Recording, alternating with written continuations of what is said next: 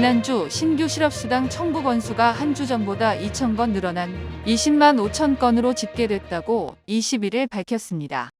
실업수당 청구 건수가 다소 증가했지만 전체적으로는 여전히 낮은 수준을 유지하고 있다는 것이 전문가들의 평가입니다. 신규 실업수당 청구 건수는 7월 이후 내림세를 보이다가 9월 중순 이후 20만 건 초반에서 등락을 거듭하고 있습니다. 실업수당 청구 건수는 미국 기업들의 해고 동향을 반영합니다. 높은 금리에도 불구하고 실업수당 청구는 이례적으로 낮은 수준에 머물렀습니다. 연방준비제도는 코로나19 팬데믹 영향으로 치솟은 물가를 잡기 위해 2022년 3월부터 기준금리를 11차례나 인상했습니다. 현재 미국의 기준금리가 22년 만에 가장 높은 5.25에서 5.50%에 달하는 상황에서도 기업들이 정리해고에 적극적이지 않은 것은 노동시장에서 노동력에 대한 수요가 여전히 높은 수준이기 때문입니다. 연준은 인플레이션을 낮추는데 진전이 있었고 시장은 연준이 내년 3차례 금리를 낮출 것으로 전망하고 있습니다. 특히 12월의 경우 노동시장에서 연말 휴가철에 대비한 노동 수요가 늘어난 것으로 보입니다.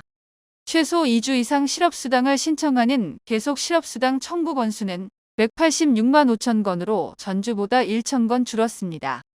경제분석업체인 하이프리퀀시 이코노믹스의 빌라 파루키 미국 담당 수석 이코노미스트는 미국 기업들의 정리해고가 여전히 낮은 수준인 것으로 보인다며 다만 노동시장의 성장이 둔화되는 만큼 임금 상승의 동력은 줄어들 수 있다고 말했습니다.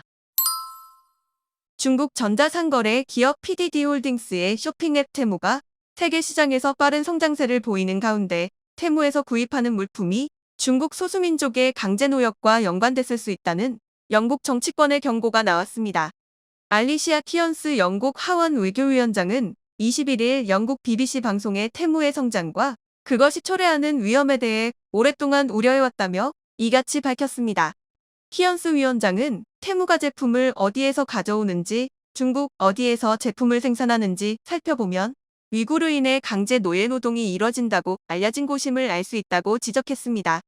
그러면서 이 같은 테무 공급망의 불투명성을 고려하면 이 앱 상에서 제시하는 더 저렴한 가격이 노예 노동에 대한 의존에서 비롯된 것일 수 있다고 경고했습니다. 따라서 소비자가 보니 아니게 위구르인 대량 학살에 기여하지는 않는지 확인하기 위해 테무에 대한 더 면밀히 조사가 필요하다고 역설했습니다. 앞서 미국에서도 테무에 대해 강제노역으로 의혹이 제기된 바 있습니다.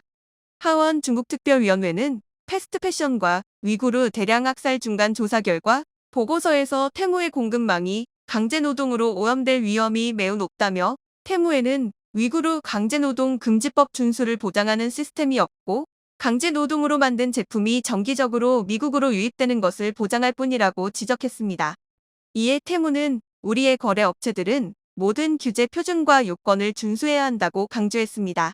그러면서 강제노역이나 아동노동의 사용을 엄격히 금지한다며 모든 판매자의 고용은 자발적이어야 하며 이들이 테무의 행동 강령이나 법을 위반할 시 계약을 파기할 권한이 있다고 밝혔습니다.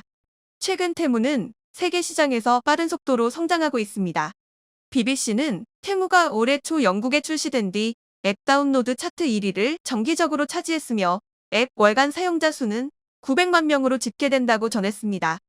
앱과 리테일 분석 서비스에 따르면 테무는 한국 시장에서도 중국계 알리익스프레스에 이어 올 한 해 이용자 수가 두 번째로 많이 증가한 앱으로 분석됐습니다. 한국인 스마트폰 사용자를 표본 조사한 결과 올 한 해 한국인 사용자 수가 가장 많이 증가한 앱은 중국 알리바바 그룹의 알리익스프레스로 월 평균 371만 명 늘었고 올해 한국 시장에 진출해 월 평균 사용자 354만 명을 확보한 테무가 증가폭 2위를 기록했습니다. 일본 도쿄전력은 내년 4월 이후 진행할 후쿠시마 제1원자력발전소 오염수 방류에 대비해 내년 1월부터 오염수 이송 작업을 실시한다고 21일 밝혔습니다. 도쿄전력은 2024년도에 시행할 5차 방류 대상 오염수 7,800톤을 내년 1월부터 보관 탱크에서 측정용 탱크로 옮길 방침입니다. 6차 방류 오염수의 탱크 간 이송 작업은 내년 3월께 시작할 예정이다. 방류 오염수의 양은 1차에서 5차와 거의 같은 7,800톤입니다. 도쿄전력은 2024년도 전체 방류 계획은 정리되는 대로 알리겠다고 덧붙였습니다. 지난달 20일 종료된 3차 방류까지는 측정용 탱크에 있던 오염수가 바로 바다로 보내졌지만 내년 2월 하순에 시작될 4차 방류부터는 보관 탱크에서 측정용 탱크로 오염수를 보내는 작업이 추가됩니다.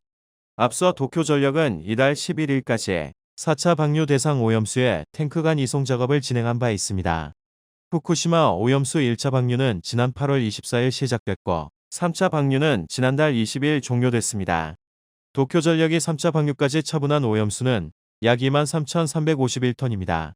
한편 야마나카 신스케 원자력 규제위원장은 이날 후쿠시마 제1원전을 방문해 지난 10월 청소 작업 도중 작업자가 방사성 물질이 포함된 액체를 뒤집어 쓴 사고의 경위를 파악했다고 교도통신이 전했습니다.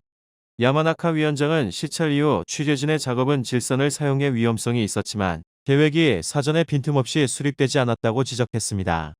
한편 중국 세관 당국인 해관총서가 이날 발표한 11월 무역 통계에서 일본산 물고기와 조개류 수입액이 전무했다고 지지통신이 전했습니다. 지난 10월에는 중국이 일본에서 약 33만 달러 상당의 관상용 물고기를 수입했으나 그중 대부분을 차지한 비단잉어 수입이 사실상 중단된 결과로 보인다고 통신은 설명했습니다. 중국 정부는 일본이 지난 8월 후쿠시마 원전 오염수를 방류하자 대응 조치로 일본산 수산물 수입을 전면 금지했습니다.